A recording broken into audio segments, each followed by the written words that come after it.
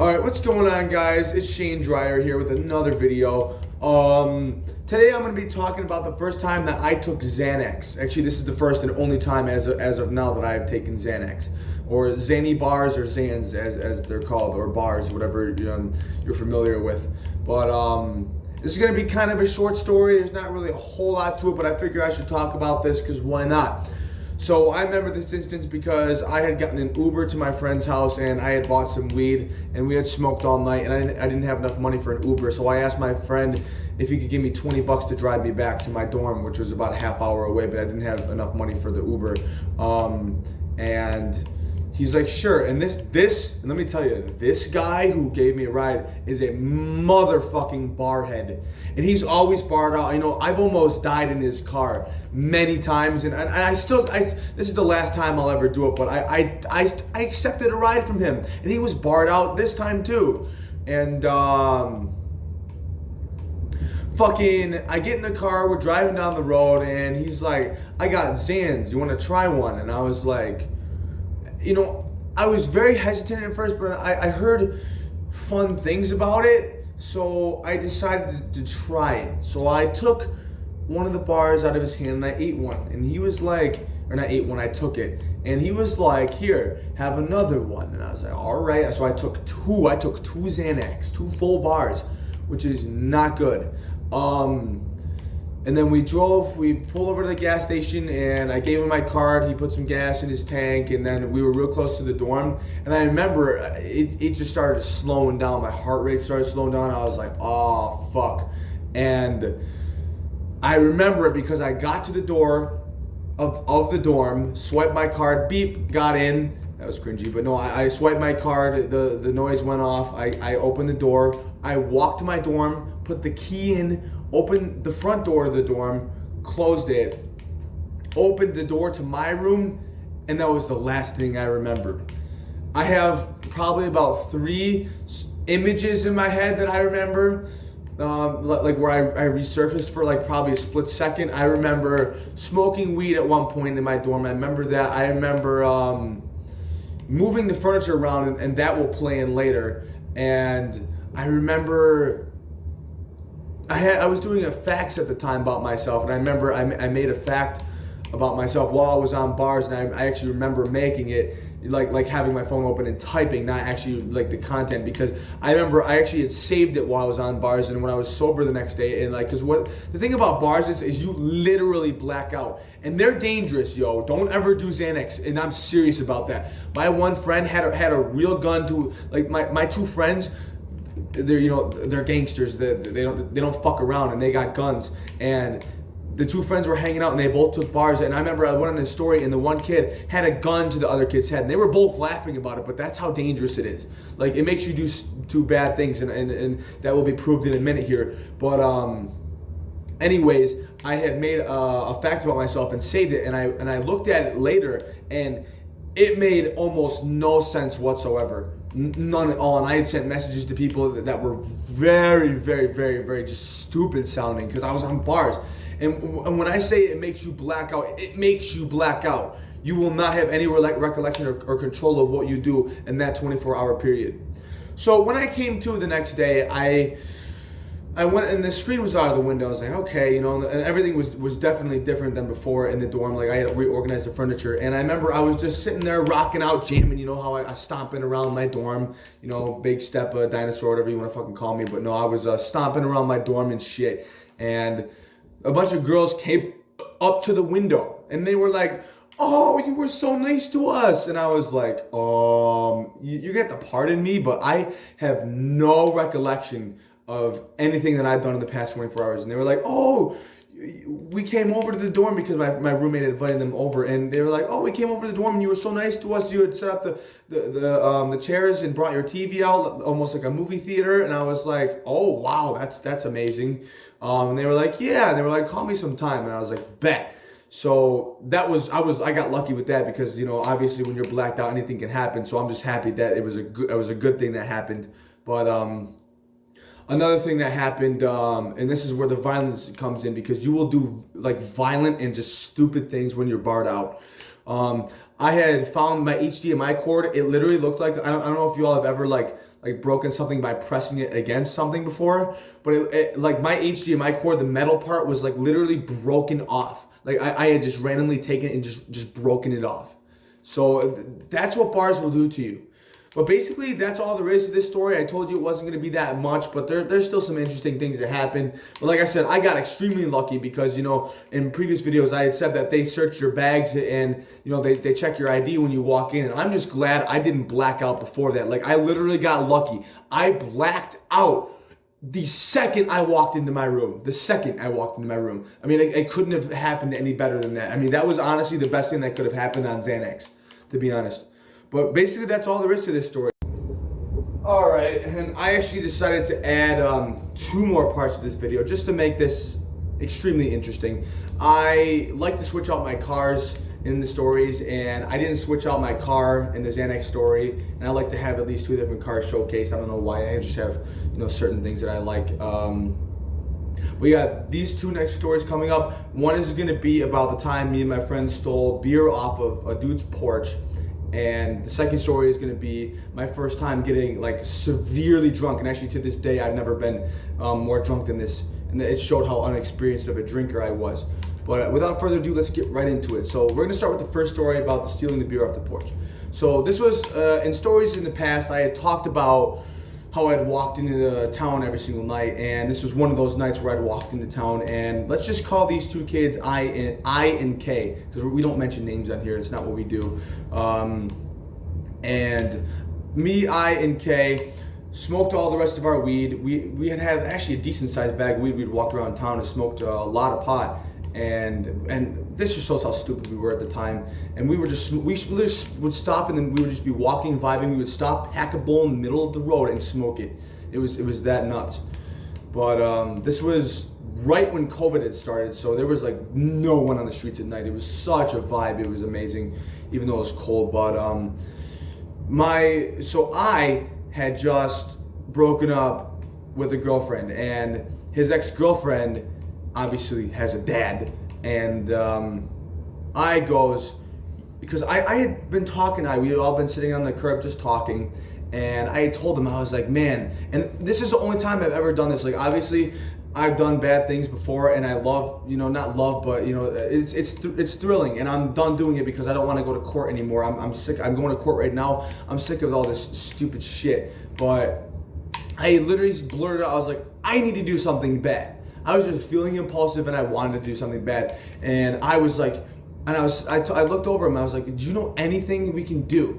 And he was like, well, there is one thing we can do. And I was like, what? He was like, well, my ex-girlfriend's dad keeps beer on his porch. And I was like, oh, fuck yeah, that is the move. So we went to this dude's porch, and we snuck onto the porch. It was like 2 in the morning when this happened, because I had to sneak out late because I had to wait for everybody to you know, fall asleep so I could climb out the ladder and shit. And it was 2 in the morning. We snuck onto his porch.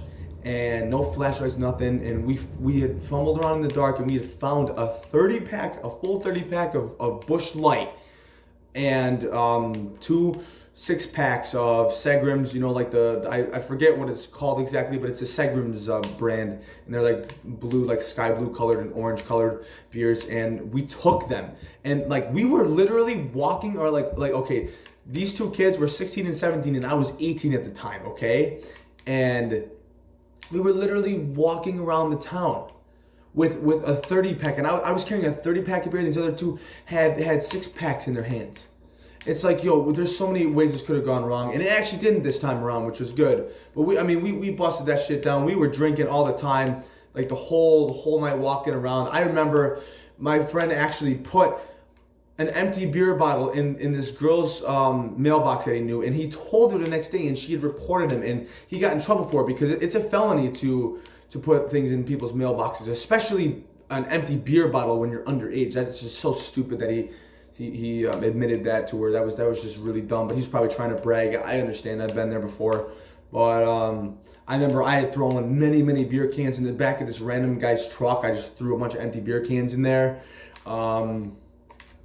And eventually we reached the park, and that's where we finished the beer off, and then it, of course, came time for us to all go back. And since there was 30 beers and 3 of us, we split it 10 times 3, so there's 10 for each of us. And then out of all the 6, I had only 4 out of the 12 beers, so it was split evenly. But that's 14 beers. I was drunk, and I was walking home, and I remember, I don't know if this is how it works for you guys, but for me, when I drink, I'm okay until there's nobody around, because for me, the stimulation keeps me from realizing how drunk I am. But once I'm by myself, I realize just how severely drunk I am, and then I start getting nauseous. And especially because I started getting sick on the walk back, and when I got back to the house, I was barely able, I dropped the ladder on the ground, it made a loud noise. I was drunk, but I made it back inside, and I almost puked. And that's the same thing for me. Like when I lay down, I will throw up if I'm drunk. If I lay down, I cannot lay down. I have to be constantly moving until it wears off, or I will throw up, and that will play into the next story. But yeah, that's basically all there is to that story. There's not too much to it, but the next story is a little more interesting. So this is the first time I got severely drunk. Now, when I was a kid, I lived in Buffalo, and then I moved to Leroy, even though I came back to Buffalo on the weekends to see my mom, and now I'm living back in Buffalo. And when I was living in Buffalo, right down the street from my mom's house was this kid, and at my aunt's house, she had a beer cabinet, or not a beer cabinet, like an alcohol cabinet that she would keep her liquor in. And I remember this because my friend wanted to hang out, and we had planned it like 3 days beforehand because I would only come home on the weekend. So I texted him on Wednesday, and Friday was the night that this happened. It was, I remember I had stolen, because my aunt had the alcohol cabinet locked up because us kids were bad there. Me and my cousins would steal alcohol all the time. But the thing about this cabinet is she had it locked so poorly. You could fit your arm in there and you could pull a bottle out real easy, and it was funny. But I took a full bottle of Captain Morgan fucking rum, and brought it to his house. And the reason why I did that, for one, was because I wanted to drink, and two, because this kid he was a nice kid. He was a good friend, but he was a little boring, and he could be annoying at times. So I wanted to drink, while I was around him. And besides, a lot of the kids around the neighborhood weren't that fun to hang around with. He was pretty cool, so yeah. And I brought this to him and to his house, and he didn't know. None of them knew. And I was extremely unexperienced. I was only 13 years old when this happened. I was an unexperienced drinker, and with that, a lot of things happened. So I started drinking. My friend in his bathroom had this cup that his family would use to fill their mouth with water to rinse their mouth out after brushing their teeth, like any normal family would have. And I was taking bathroom breaks. I was taking my bag into the bathroom every single time. I was drinking. Like I was filling this yellow cup, which was a decent sized cup, half full of liquor and half full of water, because I was, unexperienced, and I was a little pussy back then. I didn't like alcohol. Now I just drink it straight out of the bottle because I'm not a fucking bitch. But yeah, at the time I was watering it down. And of course, being an unexperienced drinker, I was thinking, well, this isn't working. Why am I not getting drunk? So I kept drinking and drinking and drinking. And not until I was 3/4 the way through a full bottle of Captain Morgan did it hit me all at once. And I was like, oh no. And I knew I had fucked up by the feeling I felt, man. And I remember it was a blizzard at the time, and I had shorts and a t-shirt. Obviously, I had worn pants and a sweatshirt to cover it when I went there, but I was so drunk and so overheating that I stood outside in the blizzard. It was 5 degrees out. I stood outside in the blizzard. I mean, I'm not exactly sure the temperature, but it was freezing. And I stood outside in the blizzard for a half an hour, and I was like, oh, I'm finally better. I was under the illusion that I was okay because I was, at a decent temperature again. I went back inside, crawled under the blanket. Not even a minute later, sat up, puked all over the place, all over, and right on the blanket. And this kid had a small apartment, so the kitchen wasn't too far away. I made it to the kitchen, puked again. And the bad thing about that was while I was drunk, before I even went out, before I even went out into the driveway to stand there in the snow, I had tried to get some Kool-Aid. They had made Kool-Aid in a pitcher, and I spilled the whole fucking pitcher on the floor. And I was so drunk that my friend's brother came out, and he was like, what the fuck is this? And I was like, oh, I spilled it. He was like, well, clean it up. And it was just so disrespectful. But I was so drunk I couldn't help it. I was like that disrespectful level of drunk, like where I was not presentable. You all know how it is if you drink or have gotten really drunk before. You know how it is. But to this day, I still haven't gotten this drunk. So I'm going to keep going. So I puked on the kitchen floor, then I made it to the bathroom and puked. I was so drunk I didn't even puke in the toilet like I should have. I puked in the sink. Oh, I threw up all over the sink. What the fuck? And thank God this was way before COVID, because that's just gross. And I puked all over his sink. And he was like, okay, you need to go home. You clearly got the flu or something. And of course, I ran, because at first I didn't know how to lie about it because I was so drunk, and I was young too, but I ran with what he said there. And he called my dad, and I told my dad when I got in the car that I had the flu. And my dad believed me for a little while, but eventually when we got back to the house and I was like hugging the toilet bowl, he was like, you're drunk. And I was like, no, I'm not. But I was so drunk and so sick and just feeling so bad that I gave in. To me, I couldn't keep lying because my dad kept pressuring me. He was like, tell me the truth. And I finally did, because I was so drunk I couldn't keep up a lie. I was so sick. And, my mom, adopted mom, my real parents are cool. My adoptive parents are my adoptive family are a little more annoying, except for the father figure that was in my life at the time. And this father I'm talking about, he's not adoptive, but he was my mom's boyfriend. He was actually pretty cool, but he still was trying to pressure me and get it out of me, what was really going on. Because this man had like, literally, he would get a paycheck at the end of the week and he would spend it all on beer. He was an alcoholic, so he knew from experience. He knew I was drunk. And my mom had made me literally call my aunt and tell her that I had taken the alcohol. And it was just not fun, man. Like, between being sick, hugging the toilet bowl, and having pissed off parents and family, that whole night and like the 3-4 weeks after that was just not fun for me. But like, just to give you all a perspective, if you've ever seen those memes on Facebook and things where it says, what's the one alcohol that you've drank that made you want to never drink again? And let me tell you, it was that rum. Like, I didn't drink for a year after I had drank that much and had that experience, because it sucked. And to this day, I can't drink Captain Morgan to this day. And to this day, I still haven't gotten that drunk. I got really sick, really fucking sick. But anyways, I hope you guys enjoyed those stories, and peace and motherfucking love. Let's do this jump right here just for the ending. Dive out.